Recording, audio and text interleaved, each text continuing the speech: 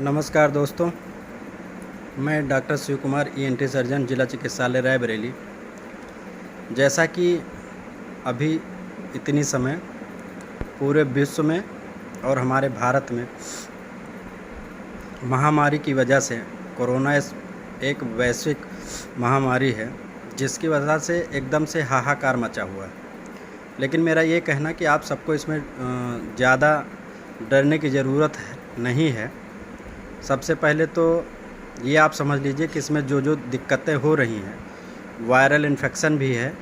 Viral के साथ normal flu और कोरोना में कैसे डिफरेंशिएट करें, ये हम आपको कुछ बताना चाहेंगे। इस बार जो स्ट्रेन है, इस बार पावरफुल है। पिछले साल से जो WHO की गाइडलाइन थी, इस बार काफ़ी हद तक दवाएं वही सब चल रही हैं, लेकिन उसमें काफ़ी बदलाव है और काफ़ी चेंजेस हुए हैं। तो इसलिए अगर किसी भी व्यक्ति को सर्दी जुखाम है, खांसी है, हल्का बुखार है, तो सबसे पहले इसमें आप लियोसिट्रीजिन की एक टेबलेट ले लीजिए। क्लेवम 625 mg सुबह शाम खा लीजिए। हेक्सीडीन का गार्गल 3 बार कर लीजिए। और डोलो 650 mg, अगर 50 किलो से कम वेट है तो 3 बार लेनी है, और अगर 60 के एबव है तो आपको 4 बार ले सकते हैं। इसको 5 बार भी ले सकते हैं। तो 3 दिन आप दवा ले लीजिए। 3 दिन में अगर आपको आराम नहीं मिलता है और लगातार कंप्लेन बढ़ती है, जैसे कि मुंह में ड्राइनेस होना, यानी गला सूखा रहना, गले में खराश होना, खांसी का आना, सर में बहुत ज़्यादा दर्द होना, या लूज मोशन 8, 10, 12, 15 एपिसोड का होना, इसके अलावा बहुत तेज का बुखार आना, और खांसते खांसते कभी कभी क्या है कि गले से टिंच ब्लड, छोटा छोटा कण के साथ, थूक के साथ लिपटा हुआ ब्लड भी आने लगता है, या सांस फूलती है। तो इस बार इस स्ट्रेन में इतने सारे लक्षण हैं, तो इसमें घबराने की ऐसी कोई बात नहीं। यदि आप किसी भी अस्पताल जाते हैं, 3 दिन दवाई खाने के बाद नॉर्मल फीवर और सर्दी जुखाम बुखार नहीं उतरता है, तो आप जाके एंटीजन करा लीजिए। एंटीजन अगर निगेटिव आता है तो भी सिम्टम हैं तो अभी मानना नहीं है। इसके बाद फिर हम RT-PCR भी करा लेते हैं। अगर RT-PCR भी निगेटिव है लेकिन आपको बराबर लक्षण बने हुए हैं, तो इसका मतलब है कि आपका लंग्स, जो फेफड़े हैं, फेफड़े का इन्फेक्शन आपको देखने के लिए CT स्कैन थोरेक्स कराते हैं। तो CT स्कैन थोरेक्स जब कराते हैं तो लंग्स का जो स्कोर है वो 25 यानी 25 है। तो 25 में अगर मान लीजिए आपको 3/25 है, 7/25 है, तो इस तरीके से आपका मेजर माइनर, मॉडरेट और सीवियर 3 ग्रेड में है। तो अगर माइनर है तो भी आपको घर में आइसोलेट रह के रहना है, आपको अस्पताल नहीं जाना है। इसके अलावा अगर मॉडरेट है तो भी आपको घर में ही रहना है, अभी अस्पताल में आपको नहीं जाना है। और इसके अलावा यदि आपका 15/25 अगर लंग्स का स्कोर है, तो 15/25 यानी लगभग 50% तक लंग्स के निचले हिस्सा में जो इन्फेक्शन बना होता है, जो बलगम का पार्ट अंदर बना होता है, जिसकी वजह से सांस फूलने जैसी दिक्कत होने लगती है, तब तक आप घर में रह सकते हैं। इसमें आपको घबराने की कोई ज़रूरत नहीं, बस डॉक्टर से सलाह लेनी है।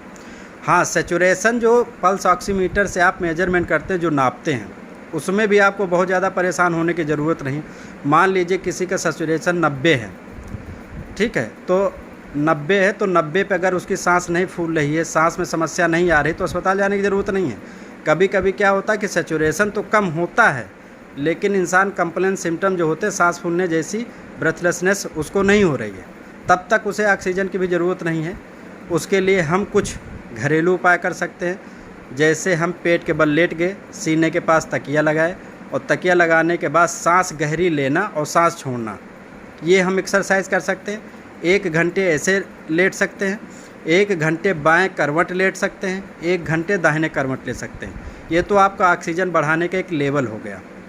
इसके अलावा यदि आपका चेस्ट इन्फेक्शन हुआ है और आपने CT स्कैन करा लिया है, RT-PCR निगेटिव है, ट्रूनाट निगेटिव है, एंटीजन निगेटिव है, लेकिन चेस्ट थोरेक्स जो आपने लंग्स का CT स्कैन कराया, अगर उसमें इन्फेक्शन आता है 3/25, 7/25, 12/25, 15/25, तो यहाँ तक के इन्फेक्शन के लिए आपको घर में रुकना, डॉक्टर की सलाह लेना और घर में आइसोलेट हो जाना है।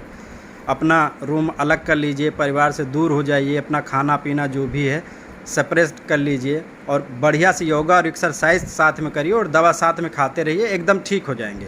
आपको इससे ज़्यादा कोई परेशानी नहीं होने वाली है। और जो शुगर और हार्ट के पेशेंट हैं उनको शुगर और हार्ट के पेशेंटों को बराबर दवाई साथ में भी लेनी है।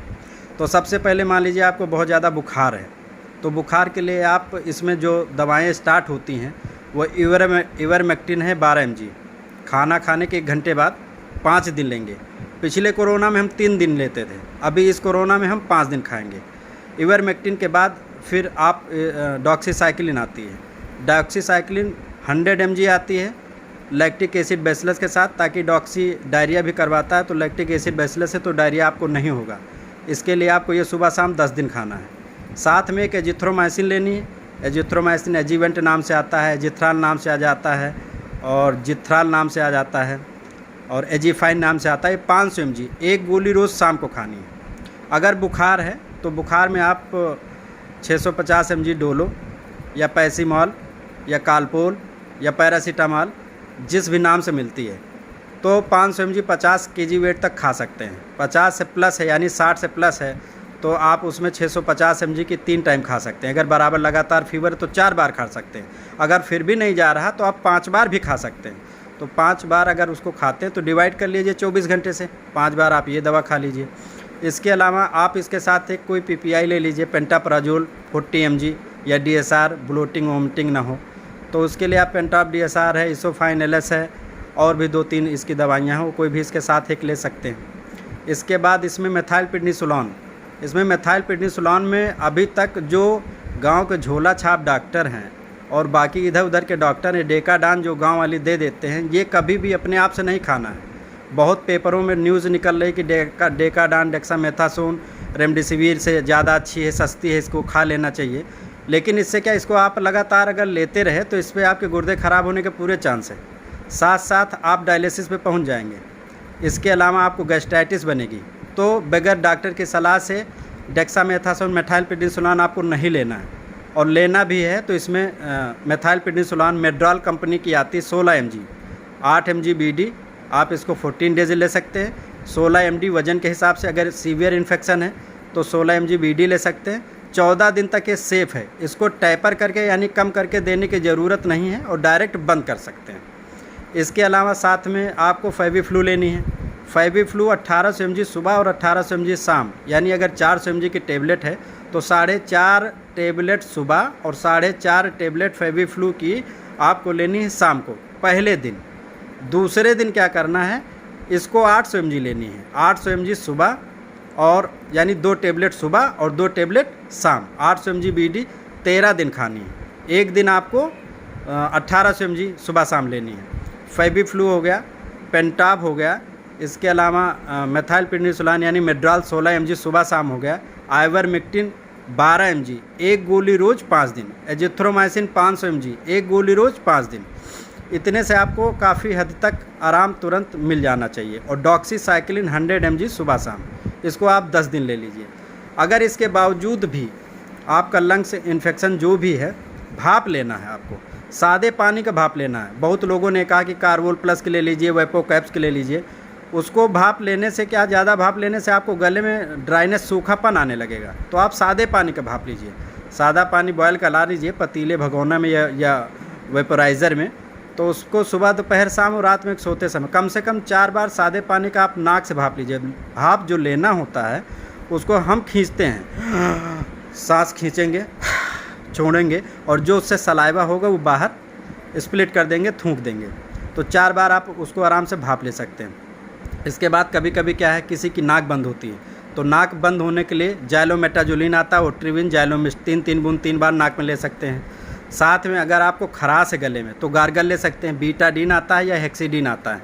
आधा गिलास पानी में 2 ढक्कन इसको डालेंगे, 3 बार गरारा कुल्ला करेंगे तो गले में जो फेरिंजाइटिस टाइप है, जो गले में खराश है, कांटा जैसा गड़ना चुभना है, जो गले से खांसी आ रही, तो ये क्या होगा, वहाँ का लोकल माउथ वॉश जब आप करेंगे तो गार्गल, वहाँ का इन्फेक्शन पार्ट हटेगा। नेजल स्प्रे साथ में ले सकते हैं। अगर मान लीजिए नेजल कंजेशन आपको पहले से भी है, फ्रंटल हेडेक हो रहा, सर में दर्द भी हो रहा, तो आप स्प्रे उसमें आते हैं। एलेग्रा नेजल स्प्रे आता है, दोनों नाक में 2-2 बार सुबह शाम स्प्रे कर सकते हैं। डियोनेज आता है, इसके बाद नेजोमैक आता है, 2-3 स्प्रे आते हैं, वो स्प्रे साथ में ले सकते हैं। खांसी के लिए लोर फास्ट एम ले सकते हैं। लोर फास्ट एम में एम्ब्रॉक्सल है, साथ में लोराटिडिन 5 mg और एम्ब्रॉक्सल तो उसमें क्या है कि आपकी खांसी भी आराम से सबसाइड हो जाएगी।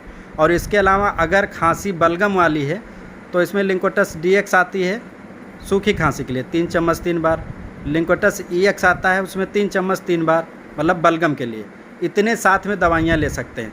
लेकिन होता क्या है कि अगर आपको बराबर खांसी आ रही है तो खांसी के साथ साथ पोस्टीरियर फेरेंजियल वाल्व जो खाने का नली का रास्ता होता है उसमें छोटे छोटे फेरेंजाइटिस के जैसे अगर छाले पड़े हुए हैं तो उसमें कभी ब्लड आने लगता है, टिंच ब्लड उसके साथ आता है। तो उसमें कोई घबराने जैसी बात नहीं, आप गुनगुना पानी पीजिए, गुनगुना पानी के साथ भाप लीजिए, स्टीम लीजिए, और साथ में अगर आपको लगता डर लगता है तो उसमें 5 mg ट्रेडेक्सा BD सुबह शाम ले सकते हैं, SOS, ब्लड नहीं आएगा।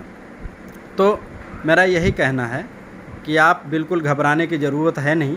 अगर सैचुरेशन आपका 75 तक, मैंने पेशेंट देखे हैं कि 75 से 80 सैचुरेशन में, मैं लोकल एनेस्थीसिया में लोगों को मैंने ऑपरेशन किया, उसमें किसी भी मरीज़ को आज तक कभी कोई परेशानी नहीं हुई।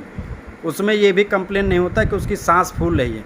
लेकिन क्लिनिकली अगर सिम्टम उसको हैं कि उसको सांस फूल रही है, जैसे एक चीज़ और है, अब लंग्स का इन्फेक्शन है तो कमोड वाली लेटिन हमेशा यूज़ करें। फ्लैट वाली पे क्या पेट दबता, सीना दबता, तो उसमें सांस फूलने लगती, तो ये भी आप कोशिश करें कि कमोड लेटिन यूज़ कर सकते हैं।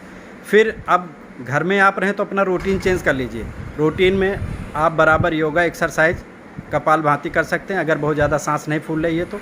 इसके अलावा आप लेटने की एक्सरसाइज हम बता ही चुके हैं, और इसमें डरने की बिल्कुल ज़रूरत है नहीं है। जब clinically oxygen saturation pulse oximeter में अगर बता रहा है कि सैचुरेशन कम है और सैचुरेशन के साथ अगर क्लिनिकली सांस लेने में भी दिक्कत है, तब तो आपको ऑक्सीजन की ज़रूरत है, फिर आपको हॉस्पिटल एडमिट होना है। लेकिन मेरा ये कहना है कि आप ट्रूनाट, एंटीजन, RT-PCR अगर ये निगेटिव हैं लेकिन आपको लक्षण हैं तो आपको ये मान लेना चाहिए कि हाँ कोरोना के इन्फेक्शन आपको हैं। तो सीधे से आप CT स्कैन थोरेक्स कराइए, उसमें एक स्कोर लेवल आता है। 15/25 तक के जिनका लेवल स्कोर है उनको आराम से घर पे रह सकते हैं। और आजकल अभी क्या बहुत लोग होम्योपैथी और आयुर्वेद वाले अपना क्लिनिक चमकाने के चक्कर में मरीजों को गुमराह कर रहे हैं कि हमको सरकार मुहैया कराए, हमको वेंटिलेटर दे। वेंटिलेटर चलाने का कौन सा होम्योपैथी आयुर्वेद को तमीज़ है? एलोपैथ इतना डिस्कवरी कर चुका है, और ये पहले फ्लू की पहले की ही दवा हैं। अभी वैक्सीन ज़रूर लगवाएं। वैक्सीन से क्या कि हमारा इन्फेक्शन के चांसेस कम हो जाते हैं। जो इतनी ज़्यादा डेथ हो रही है वैक्सीन ना लगाने की वजह से हो रही हैं, तो वैक्सीन आप लगवाएं। और वैक्सीन लगवाने में डरने की ज़रूरत नहीं है। कभी कभी क्या है, किसी को हल्का फीवर आता है, एक दिन रेस्ट कर लीजिए, 2-3-4 बार लूज मोशन लेटिन होती है, आराम से रेस्ट कर लीजिए। उसके लिए आप एक ओफ्लॉक्सासिन और निड्राजोल ले लीजिए, पैरासीटामॉल सिंपल ले लीजिए, आपको वो भी कंप्लेन नहीं होगा, अगले दिन से आप आराम से हो जाएंगे। तो आप सभी से अनुरोध है कि स्वस्थ रहिए, मस्त रहिए, और हम आपके लिए 24 घंटे तत्पर हैं। आपके लिए कुछ भी करना पड़े उसके लिए हम 24 घंटे उपस्थित हैं। जिला अस्पताल में भी हैं, और इसके अलावा हमारा नंबर भी डिस्प्ले है। आप कभी भी एनी टाइम हमको कॉल कर सकते हैं और कोई भी सलाह ले सकते हैं। धन्यवाद। जय हिंद, जय भारत।